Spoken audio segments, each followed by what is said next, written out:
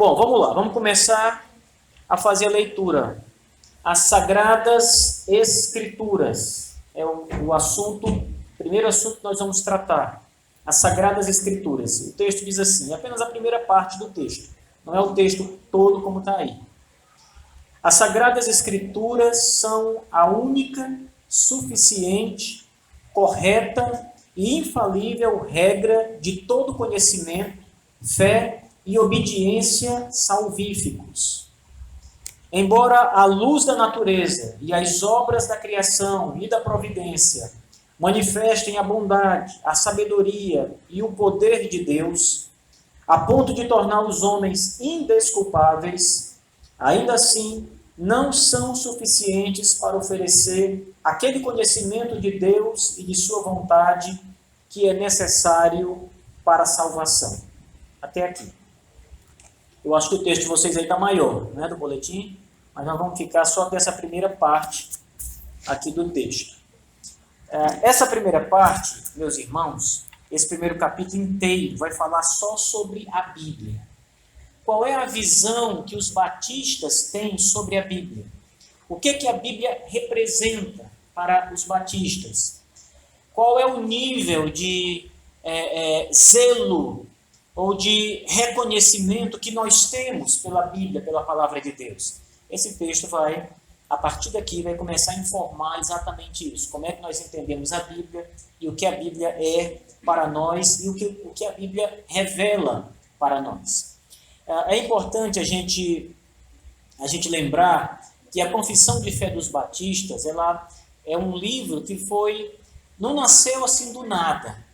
Haviam outras confissões de fé, inclusive uma confissão dos batistas anterior a essa, publicada no ano de 1644, que serviu como base para a formação dessa confissão. Além disso, confissões de fé de outras igrejas protestantes, como, por exemplo, a Igreja Congregacional, que usa a confissão de fé de Savoy. Então, algumas coisas daquela confissão estão presentes aqui na confissão de fé batista, onde nós pensamos exatamente como eles. Mas a principal confissão utilizada para formar a nossa confissão de fé é um documento chamado Confissão de Fé de Westminster. Esse documento é de 1646 e é um documento que foi a base principal dessa confissão. Não é igual àquele documento, mas muita coisa, inclusive alguns capítulos praticamente iguais, estão aqui na nossa confissão. Isso mostra, antes de mais nada, para a gente entrar no texto em si, que as igrejas não tinham tanta divergência de pensamento doutrinário. Eu poderia usar muito bem a confissão de uma outra igreja para embasar a minha fé, porque era a mesma coisa. O que nós estamos fazendo aqui, estudando esse material, é voltando às raízes do pensamento batista e da doutrina dos batistas dos primeiros tempos, né, do início de tudo isso. Então, o texto que nós vamos estudar começa dizendo que a Sagrada Escritura é a única regra suficiente, certa e infalível de conhecimento para a salvação, de fé e de obediência.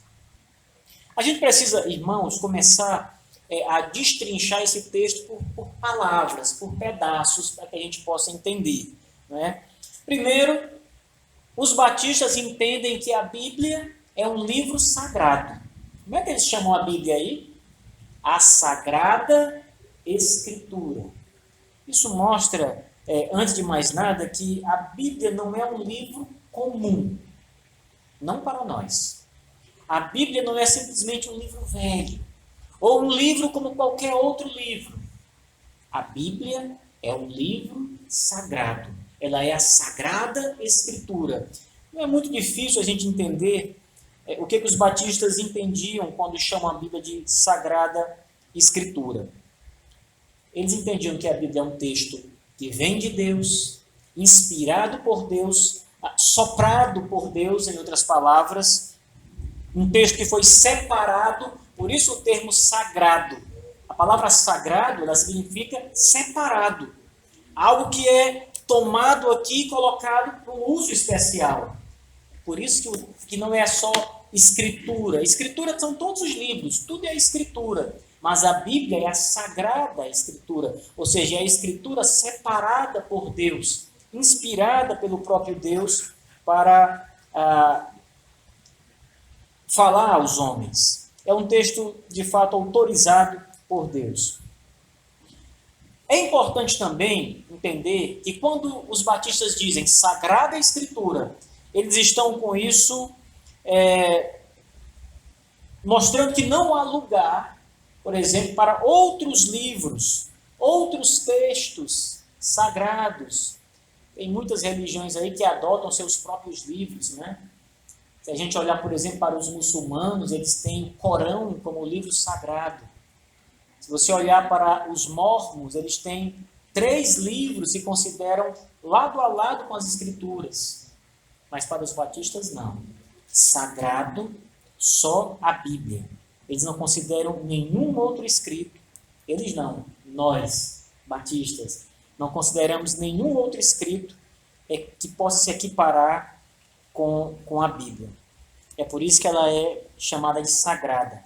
Observe também que o texto aí da confissão diz que ela é a única regra suficiente, certa e infalível. Não é assim que está escrito? Esse termo única regra, irmãos, ele mostra que qualquer outro texto, em comparação com a Escritura Sagrada, é nulo. Só a Bíblia, só a Escritura Sagrada é a única regra. Não há outra regra além dela, não há outro material ou outra revelação além da Bíblia para os batistas que tenha algum valor.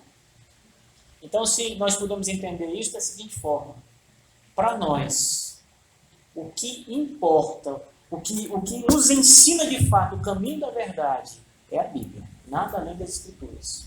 É a palavra de Deus. Não há outra regra, outro livro além da Bíblia que nós possamos considerar sagrado ou que seja uma outra regra de fé. Isso tem algumas implicações. Quando você diz que a Bíblia é a única regra de quê? Única que é suficiente, como diz o texto, única que é certa e a única regra que é infalível. Você está dizendo que o que está aqui, o conteúdo que está nas Escrituras, na Bíblia, é único. É a sua única regra. Sabe o que isso implica, irmãos? Como eu disse primeiro, não existe outro material sagrado. Mas, além disso, implica que qualquer outro tipo de revelação que chegue até você, você tem que rejeitar, porque a Bíblia é a única regra. Então, se você, por exemplo, e nós vivemos num mundo, num ambiente protestante de muitas igrejas, especialmente igrejas pentecostais e neopentecostais. Então, se você chega num ambiente onde as pessoas dizem que estão ouvindo revelações de Deus, olha, Deus falou comigo, eu ouvi a voz de Deus e Ele me deu a seguinte instrução, você pode rejeitar. Porque para nós batistas, a única regra suficiente, certa e infalível é a Bíblia. Tudo que Deus revelou, Ele revelou na Escritura Sagrada para nós, no que concerne ao conhecimento de Deus e da salvação. É engraçado que essa confissão, quando foi escrita, ela foi escrita dentro de um contexto histórico, no século XVII. E no século XVII havia uma disputa, um combate ferrenho entre a Igreja Católica e a Igreja Protestante. A reforma tinha acabado de acontecer. Então a Igreja Católica lutava ali com os protestantes, literalmente faziam guerra, tinha exércitos de um lado e exércitos de outro. Muitos reformadores, como Zwingli, por exemplo, lutavam, irmãos, com espada na mão. John Knox, né? Eles eram soldados e lutavam contra exércitos católicos, porque não era simplesmente a questão da fé, mas era a questão do território. O território protestante e o território católico, né? Então era mais do que uma disputa somente pela fé. E esse contexto que os batistas escreveram isso, a gente não pode esquecer dessa disputa que havia. Então, quando os batistas dizem a Bíblia é a única regra de fé, a única, ele está dizendo o seguinte: tudo que o Papa diz, e o Papa, ele, na doutrina católica, quando ele usa a expressão ex cátedra, tudo que ele vai dizer a partir dali é como se fosse o próprio Deus falando. Não sei se vocês sabem disso, mas o Papa, ele tem alguns pronunciamentos, né? E esses pronunciamentos só podem ser feitos lá do Vaticano, daquela janelinha que ele aparece, né? E quando ele usa a expressão ex cátedra, isso significa que o que ele vai falar dali para frente tem o peso da inspiração. É como se fosse a Bíblia. É como se fosse Deus falando. É inspirado. E os batistas estão dizendo, não para essa doutrina. Não. A única regra é a Bíblia, é a Sagrada Escritura. Nada mais. A palavra do Papa é a palavra de um homem mortal, pecador, como todos os outros. A Bíblia é a palavra de Deus. É a palavra infalível, certa, como diz o nosso texto. Não erra. É a palavra que tem o peso da profundidade, a inspiração do Espírito Santo. E é suficiente. Quando a confissão escolheu esse termo suficiente, ela diz que a Bíblia não precisa de mais nada. Não precisa de outras revelações, não precisa do Papa recebendo a revelação que ele diz ter, não precisa de mais nada.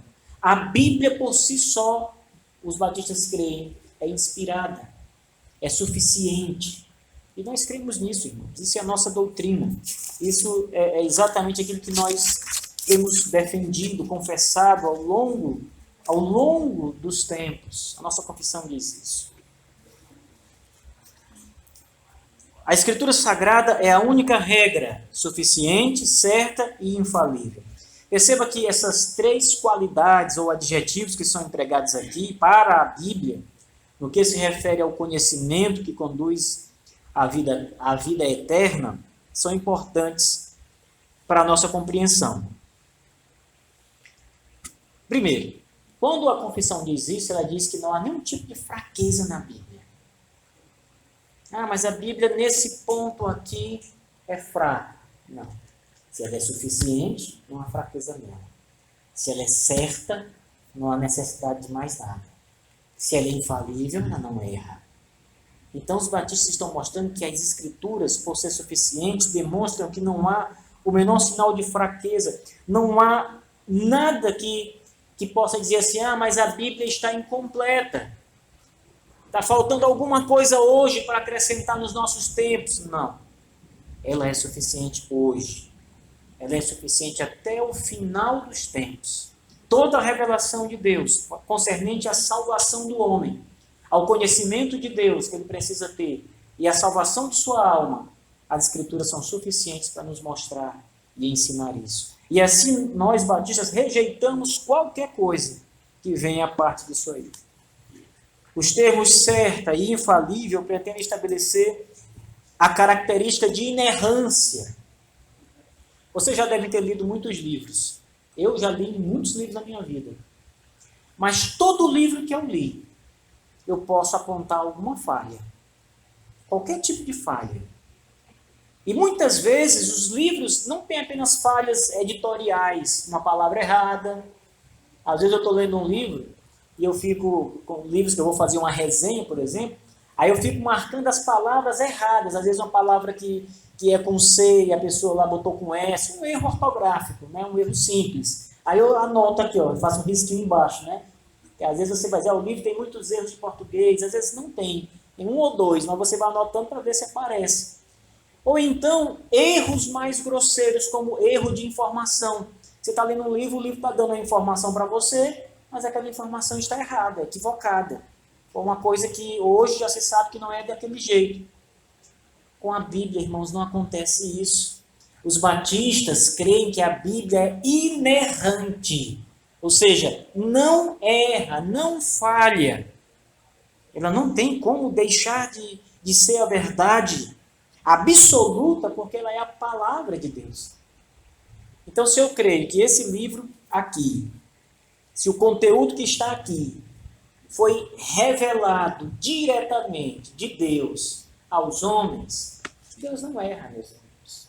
A implicação lógica disso, óbvia disso, é que tudo que está aqui é a verdade, livre de qualquer erro, é inerrante, porque é a palavra de Deus. É infalível, é certa, porque é a palavra de Deus. Jesus diz, a Escritura não pode falhar. Se a Bíblia errasse, ela falharia, não é verdade?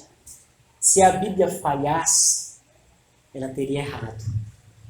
Mas Jesus deixou muito claro, a Bíblia, no Evangelho de João, a Bíblia, a Escritura, ele usa esse termo, não pode falhar. É por isso que os batistas deixam muito claro, ela é infalível. Esse é o testemunho da própria Bíblia sobre ela mesma e do próprio Senhor Jesus Cristo sobre a Escritura. É importante frisar também um detalhe importante. As pessoas dizem assim, mas pastor, essa Bíblia que o senhor tem aí no púlpito, essa Bíblia aí é a mesma Bíblia que saiu lá da pena do apóstolo Paulo, Pedro, Moisés, os demais escritores do Antigo e Novo Testamento? Eu já vi algumas vezes, em algumas passagens, algum problema no texto que a gente tem em mãos. Nós tínhamos uma Bíblia chamada Bíblia Scofield, não sei se os irmãos já ouviram falar. E essa Bíblia, ela tinha um pedaço grande, assim, uma coluna que estava toda errada. O editor, na hora de selecionar o texto, ele colocou uma parte errada no lugar errado, né? Então, você estava lendo a história e de repente entrava noutra história. Ficava um negócio sem sentido, e depois lá na frente voltava. Então, ela pegou uma parte de uma história lá de trás e botou lá na frente. Um erro gráfico, né, na verdade.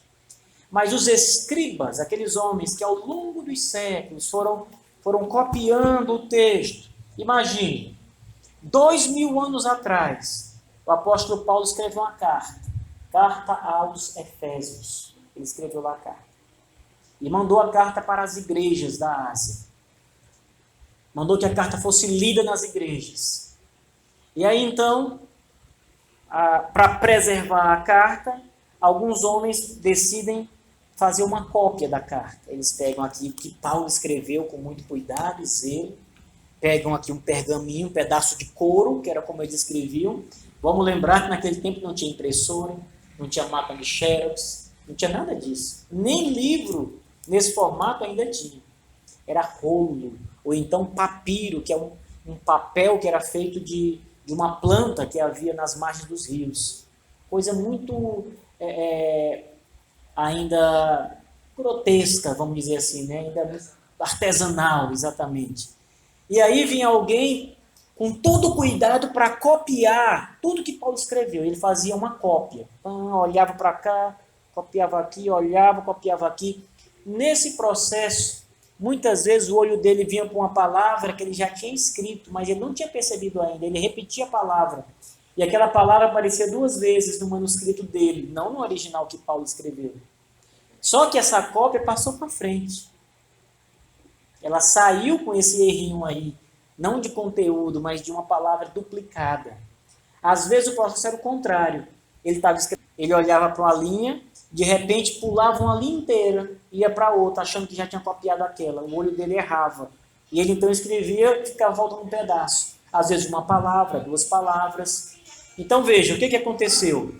Quando os batistas dizem aqui que a Escritura, a Escritura Sagrada é infalível, certa, livre de qualquer erro, eles estão dizendo com isso que os textos originais, o texto autógrafo é livre desse erro. Não a tradução, não as cópias posteriores, porque nós, irmãos, somos falíveis, nós erramos. Por mais cuidado que se tenha, você pode copiar uma coisa errada. Mas quando os apóstolos e os demais escritores da Bíblia, conduzidos pelo Espírito Santo, escreveram, Deus os fez livres de qualquer erro. de qualquer coisa errada. Portanto, a primeira parte vai nos mostrar exatamente isso. A Escritura Sagrada, ela é inerrante, ela é infalível, ela é certa, ela é suficiente para o conhecimento, para a salvação, fé e obediência. O texto diz: a Escritura é a única regra suficiente, certa e infalível em termos de um conteúdo específico para um assunto específico. A Bíblia ela não vai tratar de alguns assuntos. Por exemplo, será que a Bíblia é o livro suficiente para tratar de química? Ela é suficiente para resolver as questões de química? Não. O texto da confissão diz que ela é suficiente, certa e infalível para quê? Para o conhecimento da salvação, da fé e da obediência. Então, ela trata de um conteúdo específico para algo específico. É nesse ponto que ela é a única regra para a igreja. O próprio texto da confissão esclarece essa infalibilidade nesses assuntos. Conhecimento para a salvação, fé e obediência.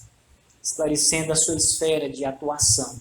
Eu não posso, por exemplo, pegar a Bíblia Sagrada e levar para uma sala de astronomia e dizer assim: olha, astronauta, estude isso aqui.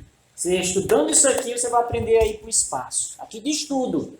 Não, ela não foi escrita com essa finalidade. Isso não é o conteúdo dela. Ela é infalível no conteúdo que ela apresenta, para o assunto que ela apresenta, que é a salvação, a fé e o conhecimento em toda a verdade. É importante também que a gente entenda um pouco o que significa quando a confissão diz conhecimento para a salvação. Ela está tratando de um modo bem geral da história da salvação. Então, quando você começa a ler, por exemplo, o livro de Gênesis, o primeiro livro da Bíblia, e você vai seguindo a sequência, Êxodo, né? Todo o Pentateuco, passa pelos livros históricos, Josué, segue até chegar nos poéticos, passa pelos profetas, chega no Novo Testamento, vê os evangelhos, Mateus, passa pelos livros históricos de Atos e segue em diante. Tudo isso, irmãos, é chamado história da salvação. Então, qual é o conhecimento que a Bíblia nos dá? Primeiro, ela nos mostra o conhecimento que diz respeito à história da salvação. Ela mostra como se dá a história da salvação a partir do Antigo Testamento, adentrando todo o Novo Testamento, onde Jesus é apresentado de modo mais claro no Novo Testamento. Não mais através das sombras, porque no Antigo Testamento ele era apresentado como um cordeiro, né? Ou como um sacerdote, a figura de um sacerdote, como o templo. Mas ali eram sombras que apontavam para Cristo. No Novo Testamento ele é apresentado de uma maneira mais clara, de uma maneira mais concreta, né? De modo mais específico, o Novo Testamento trata da revelação acerca de Jesus e de sua obra realizada na cruz para perdão dos pecados. E somente a Bíblia, irmãos, traz essa história. Qual é o outro livro que conta a história de Cristo? Que conta a história de Jesus, que fala do seu sacrifício na cruz, que diz que o anjo veio a Maria e ela ficou grávida do Espírito Santo e teve um filho, esse filho foi crescendo e de repente seu ministério começa na Judéia e durante 3 anos ele prega e ensina sobre a palavra de Deus, se autoproclama o Filho de Deus, o Deus encarnado, morre na cruz pelos pecados do seu povo e ressuscita dos mortos e promete estar com esse povo todos os dias até a consumação dos séculos. Onde é que tem essa história fora da Bíblia?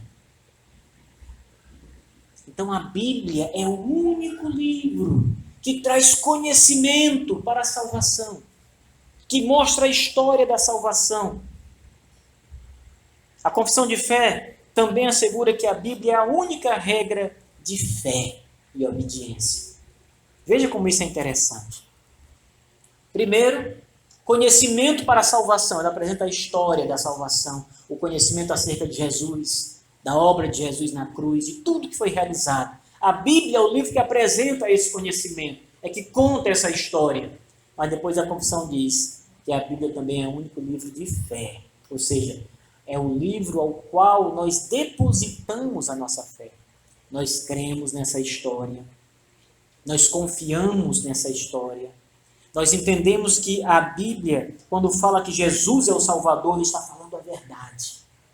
Nós depositamos a nossa fé nela. E é interessante entender o sentido de fé que a Confissão Batista coloca aqui.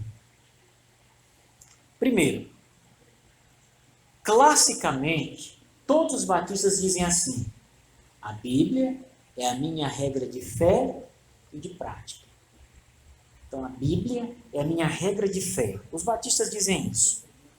Mas no sentido que precisa ser bem compreendido. Quando eu digo que a Bíblia é a regra de fé, o que eu estou dizendo? Eu estou dizendo, irmãos, algo semelhante àquilo que Tiago escreveu na sua epístola, quando ele disse assim, que a fé foi confiada aos santos. Tiago, capítulo 1, verso 3. Tiago diz assim, olha, eu queria escrever a vocês sobre um assunto assim, mas de repente veio sobre mim falar para vocês sobre a fé, que uma vez por todas foi entregue aos santos. O que Tiago está dizendo quando ele fala da fé? Ele está falando de doutrina. A fé ali em Tiago é a doutrina, ou seja, é o ensino que foi entregue aos santos. Cuidem disso, zelem por isso, preservem isso. Não é a fé enquanto dom de Deus, mas é a fé no sentido de aquilo que você crê. Eu creio naquilo, eu creio nessa afirmação, eu creio que Jesus é Deus, eu creio que a Bíblia é a palavra de Deus. Então a Escritura é o objeto da nossa fé. O único objeto pelo qual devemos depositar a nossa fé. Ela que fala de Cristo. Cremos no que está escrito, na verdade que se apresenta aqui e no Jesus que ela apresenta. Tem mais um ponto interessante para a gente encerrar esse primeiro item aqui e passar para o próximo, o último. Depois que a Bíblia fala de fé e obediência, a palavra que vem logo em seguida, depois de fé, ela nos ajuda, inclusive, a entender o sentido de fé enquanto doutrina. Porque ela diz que nós devemos obedecer. Fé e obediência. Então, você crê nessa doutrina e obedece essa doutrina. A fé leva você à obediência. Se você crê naquilo que a Bíblia diz, você vai obedecer aquilo que a Bíblia diz. Jesus ele disse uma palavra bastante interessante em certa ocasião. Ele disse assim: aqueles que me amam obedecem às minhas palavras. Quando ele diz isso, ele está atrelando uma confissão que é: Jesus, eu te amo. Isso é uma confissão, você está confessando que ama Jesus. Mas ele diz, olha, se você me ama, se essa sua confissão é verdadeira, a prova é que você vai obedecer às minhas palavras. E a gente vê, irmãos, hoje, muita gente dizendo que ama Jesus, não é? Difícil a gente encontrar uma pessoa negando isso. Você ama Jesus? Eu não. A maioria das pessoas do nosso convívio, e mesmo do nosso, aqui da redondeza do país, vai dizer que ama Jesus. Dificilmente alguém vai dizer o contrário que isso. Mas isso é apenas o que estão dizendo. É a confissão deles. A prova de que amam Jesus é a obediência. E a confissão está dizendo isso. Fé está ligada à obediência. Você deposita sua fé nisso aqui, a palavra de Deus, e você obedece à palavra de Deus. Obediência à palavra de Deus. O último ponto, a última parte da confissão, diz assim: à luz da natureza e as obras da criação e da providência manifestam a bondade, a sabedoria e o poder de Deus, de tal modo que os homens ficam indesculpáveis. Contudo, não são suficientes para dar conhecimento de Deus e de sua vontade, que é necessária para a salvação. Ora, a confissão está dizendo que Deus, ele se revela na própria natureza. Ela usa três modos, ela apresenta três modos pelo qual Deus se revela. Ele vai dizer a luz da natureza, através das obras da criação e, em terceiro lugar, através da providência divina. Vamos estudar o que significa tudo isso. Vamos esquecer o primeiro ponto aqui, a luz da natureza, eu deixei lá para o final para vocês entenderem. Primeiro, criação. Como é que Deus se revela na criação? Você olha para o céu, para as estrelas, para os rios, para as montanhas, para as árvores, florestas, e a Bíblia está dizendo que Deus está se revelando lá. Como? O apóstolo Paulo escreve no livro de Romanos o seguinte.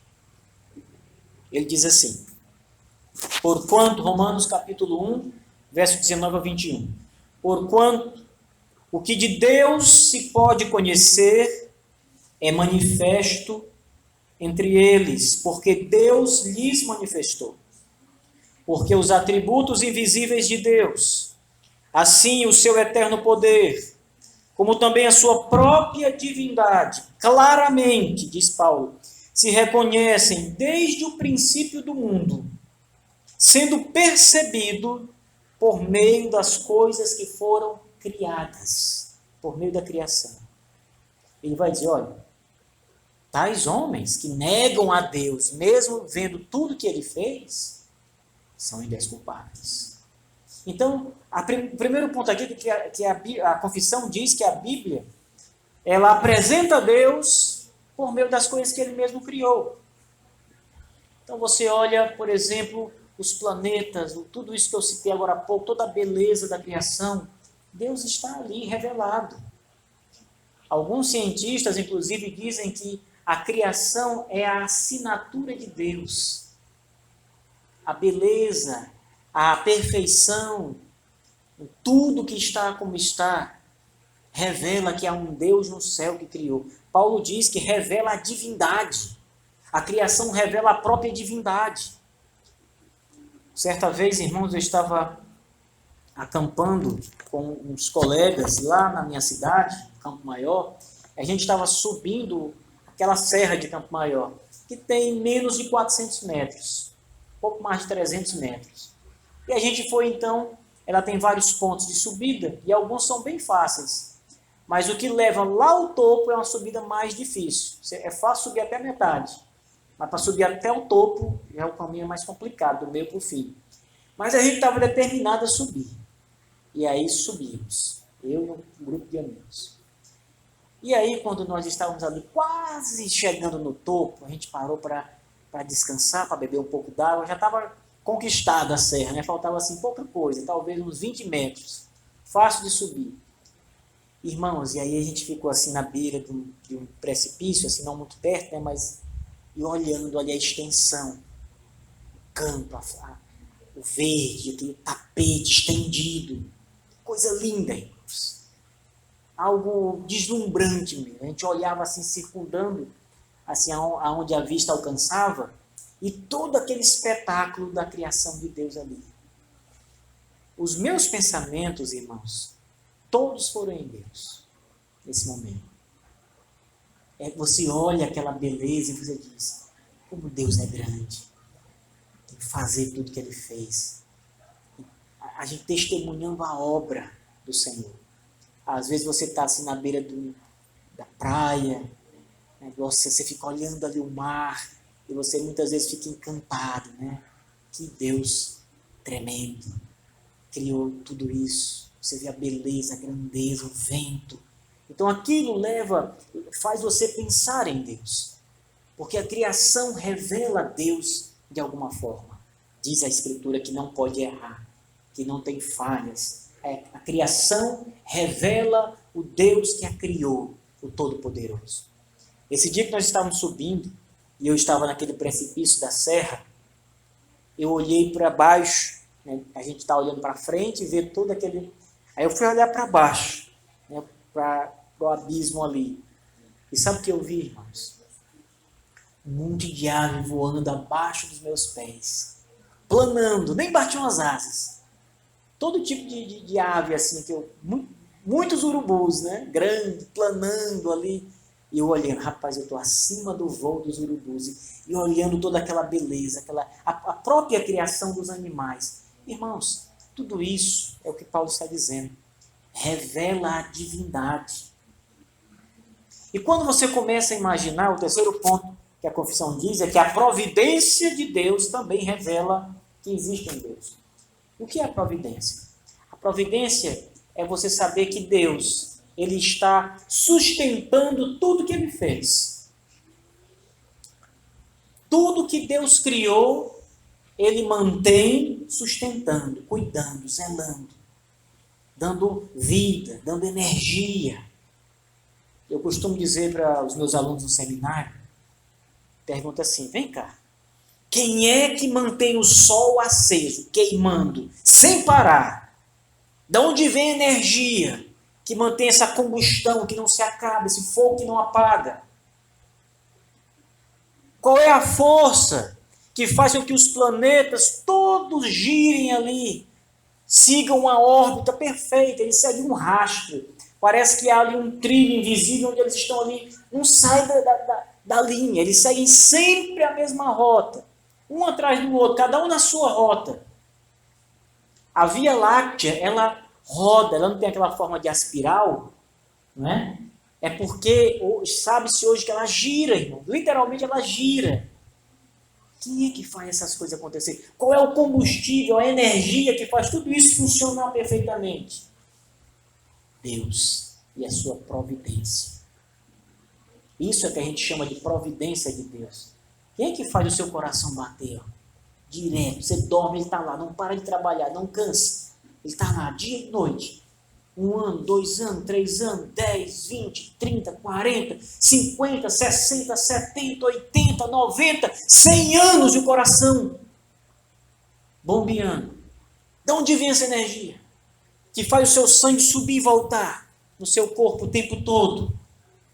De Deus. Ele é quem sustenta essa força, esse combustível, essa energia que está em toda a criação, incluindo o homem.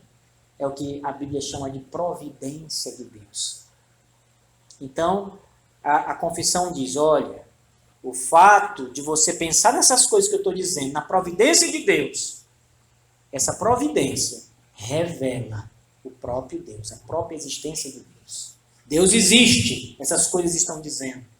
O fato de Deus ter criado tudo deve fazer você pensar assim, Deus existe, Ele está revelado na criação.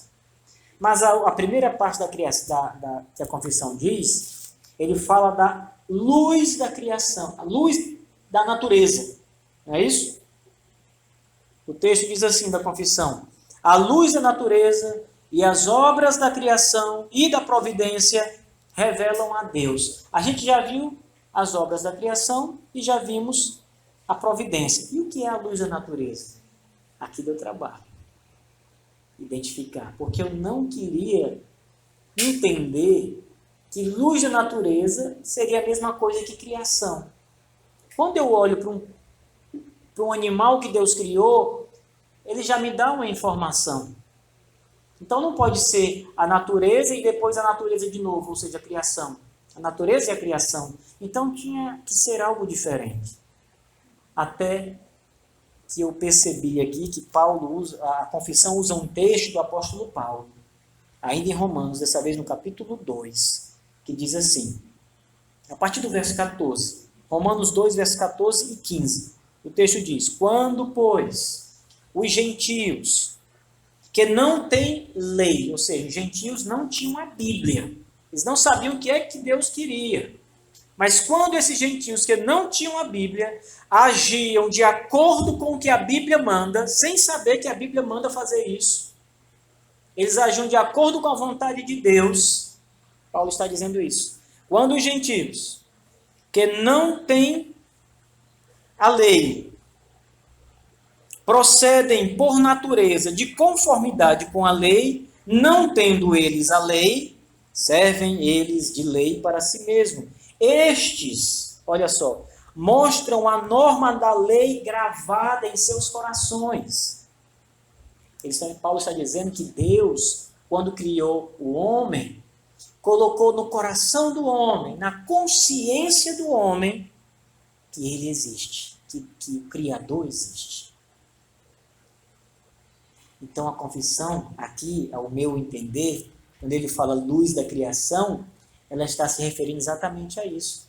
Deus se revela através da nossa consciência, a luz da natureza humana, ou seja, eu sei que Deus existe.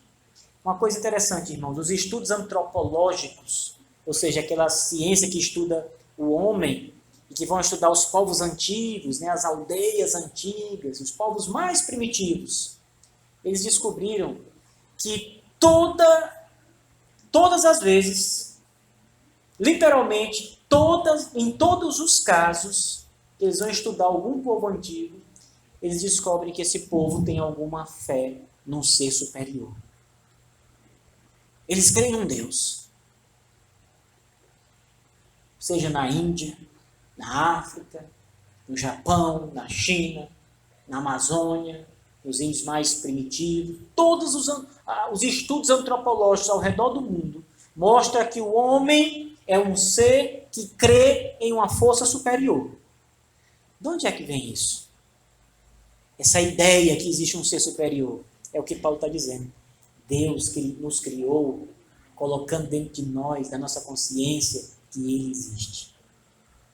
Que existe um Criador que nos fez. Todo mundo sabe. Não precisa ninguém contar. A gente vai só para aprender mais acerca dele. Mas no fundo, no íntimo da consciência, o homem sabe que existe um poder maior, um Criador. Que coisa extraordinária a própria ciência comprovar isso que a Bíblia está dizendo. Então, a luz da natureza, aqui na confissão, é a consciência humana, a natureza humana, essa luz, esse conhecimento que Deus deu no princípio. Calvino chamou isso de semente da religião. Deus plantou no homem a semente da religião. Semen religiones está dentro do homem. Então, tudo isso que nós carregamos de conhecimento de Deus, sem nunca ter lido a Bíblia, a própria criação e a própria providência revelam que existe um Deus. Nos textos que a gente usa sobre a teologia pactual, né, que eu estou estudando agora, eles vão chamar de lei da natureza. É exatamente, lei da natureza. Lei que Deus já criou dentro do É por isso que essa revelação ela é chamada também de revelação natural ou revelação geral. Né? Agora, olha o que a confissão diz. Paulo diz assim, o apóstolo Paulo, os homens, todos os seres humanos de qualquer parte são indesculpáveis diante de Deus. Ou seja, Deus está lá, revelado na criação. Ninguém tem desculpa de não crer em Deus, ele está lá, revelado. Mas sabe o que a confissão de fé diz? Que é geral ou natural, ela é insuficiente para conduzir o homem à salvação. O homem não pode ser salvo apenas através dessa revelação, da natureza, da consciência. Nós temos consciência que há um Criador, mas nós não sabemos da história de Jesus. Ao menos se alguém nos conte pela Bíblia. Nós não sabemos que ele morreu na cruz pelos nossos pecados. A natureza não nos diz isso. Ela só diz que há um Criador, há um Deus. Ela revela que Deus existe, mas ela não conta a história. Ela não diz que você tem que se arrepender dos seus pecados. Ela não diz que há um Senhor Jesus que foi pregado na cruz para a salvação de todo aquele que crê nele. Essa revelação que há aí não conta isso. É por isso que a Bíblia se faz necessária. É por isso que Deus deu uma outra revelação, que é a revelação especial, que é a Sagrada Escritura. Só através da Bíblia, dizem os batistas, o homem pode ser salvo. Independente da Bíblia, nós sabemos no máximo que há um Deus. e criou tudo. Não podemos ser ateus, porque a criação, a providência e a nossa consciência nos levam a entender que existe um Deus. Mas ela não nos fala na história desse Deus, de Cristo e do Evangelho. E o homem só pode ser salvo se ele crê nessas coisas, em Jesus e na sua história, na sua palavra, na sua morte. E Deus então deu esta revelação, que é a Bíblia. Nós vamos ver mais sobre isso na próxima terça-feira, irmãos, acerca desta revelação especial que Deus nos deu, que é a própria palavra dele, a própria Escritura Sagrada. Essa revelação geral que nós acabamos de estudar, ela não pode salvar o homem, Sanatiel, mas ela serve para uma coisa: condenar. Os homens são, diz a confissão, indesculpáveis. Aliás, a confissão cita um texto do apóstolo Paulo, é a Bíblia quem diz isso. Tais homens, portanto, são indesculpáveis, diz o apóstolo Paulo em Romanos, porquanto, tendo conhecimento de Deus, não o glorificaram como Deus, nem lhe deram graças, antes se tornaram nulos em seus próprios raciocínios, endurecendo-se-lhes o coração insensato. Então veja que a confissão tira sua afirmação da Escritura, da Bíblia. A revelação geral não pode nos levar à salvação, mas ela nos condena. Porque quando nós não cremos que há um Deus, que a revelação geral apresenta, nós somos condenados. De outro lado, só as Escrituras podem nos dar o conhecimento da salvação verdadeira. Por isso Deus deu essa revelação especial. Vamos ver sobre isso, irmãos, na aula seguinte. Por hoje, a gente vai ficar por aqui.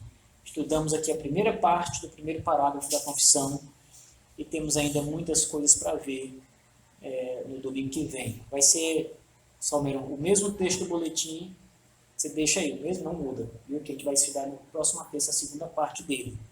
Tá certo?